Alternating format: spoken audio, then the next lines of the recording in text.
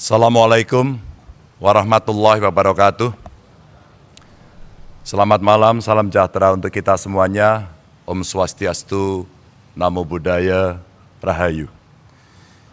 Yang sangat saya hormati Ketua KPK, Pak Nawawi beserta seluruh jajaran, Dewan Pengawas, para Capres, Cawapres, Pak Anies, Pak Muhaimin, Pak Prabowo, Pak Gibran. Tentu hadir di sini yang mewakili Pak Kapolri, Pak Jaksa Agung dari Bawaslu. Seluruh hadirin yang sangat saya hormati, sangat saya muliakan, partai-partai pengusung yang hari ini juga ikut hadir. Suatu ketika saya bertemu dengan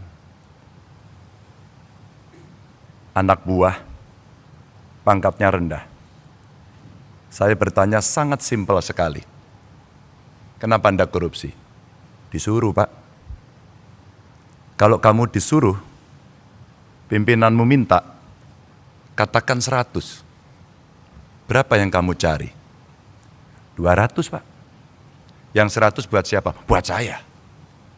Saya bagi kepada teman-teman. Lalu apa yang terjadi? Yang terjadi nanti akan ditiru oleh semuanya. Bapak Ibu, cerita pendek ini kemudian saya balik, saya dalami lagi. Bagaimana menurut Anda kita harus mencegah korupsi? Gampang, Pak. Ada teladan atau contoh dari pimpinan tidak?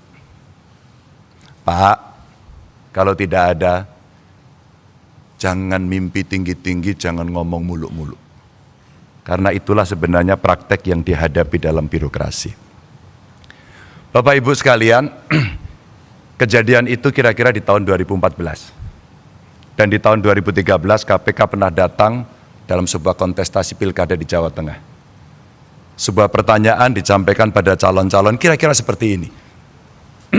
Suasana lebih pada dialogis. Dan pada saat itulah semua punya komitmen tinggi. Maka sebenarnya yang kita tunggu adalah bagaimana praktek itu berjalan. Maka Bapak Ibu yang sangat saya hormati, saya senang hari ini saya bisa bersama Pak Mahfud. Saya punya beberapa slide yang bisa saya ceritakan. Pada saat saya bertemu dengan pengusaha, awalnya terjadi cerita atau rumors bahwa ya kalau Pak Ganjar dengan Pak Mahfud jangan-jangan ini dilibas semuanya ini. Lalu kami mengkonfirmasi kepada para pengusaha, benarkah kejadian itu? Benarkah perasaan itu yang Anda rasakan? Tidak, Pak.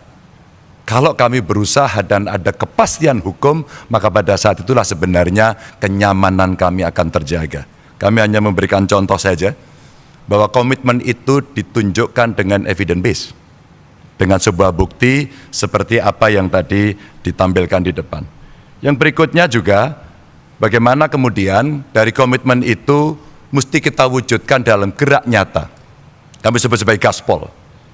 Menggandakan anggaran, bagaimana caranya pertumbuhan ekonomi dihitung betul-betul, governance dilakukan, hukum ditegakkan.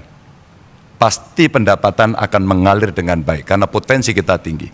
Yang berikutnya adalah sikat KKN. Dan birokrasi dipoles dengan digitalisasi. Karena kalau regulasi sudah baik, sistem kelembagaannya sudah baik, maka aktor yang mesti kita pilih juga harus baik.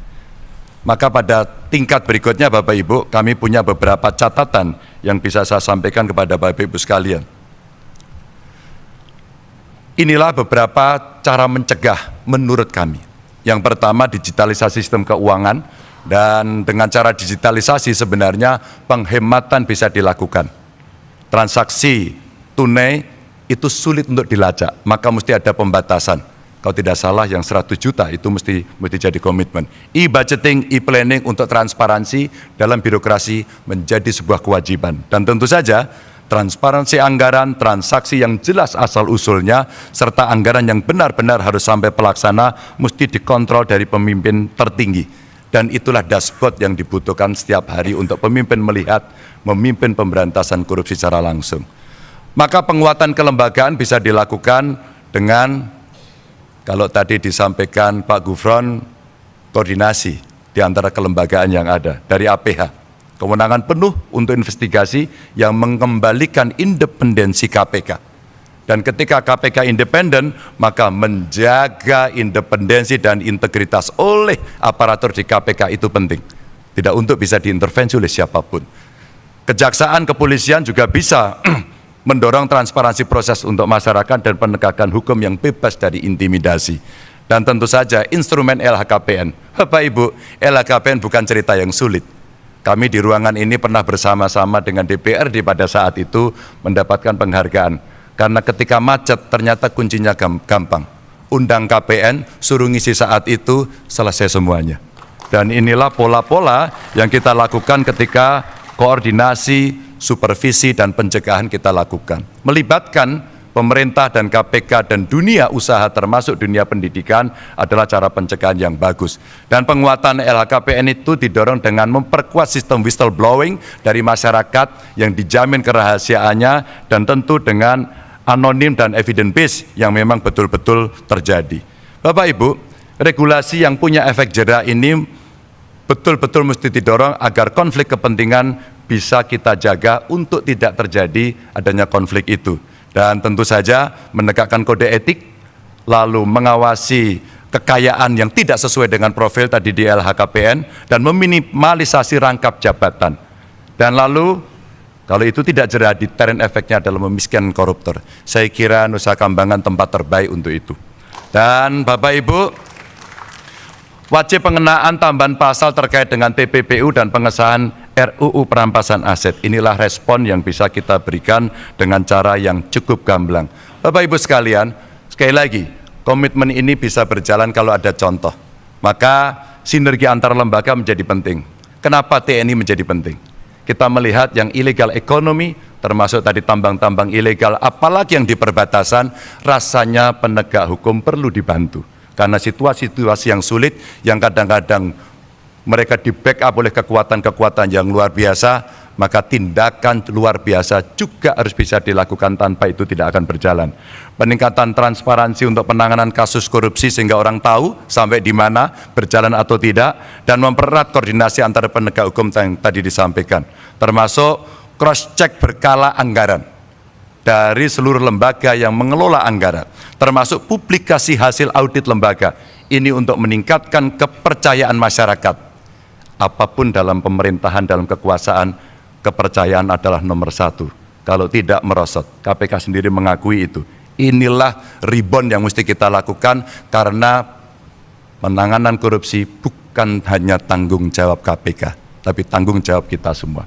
Dan APH serta inspektorat inilah yang mesti meningkatkan surveillance kegiatan transaksi, sehingga PPATK juga menjadi kontributor yang penting, serta penekanan dan penalti anti korupsi untuk inspektorat.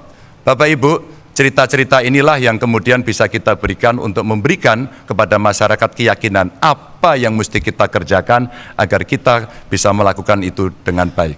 Dan itulah nilai yang mesti kita dorong. Kita taat pada Tuhan, kita patuh pada hukum, dan kita setia pada rakyat. Terima kasih. Wassalamualaikum warahmatullahi wabarakatuh.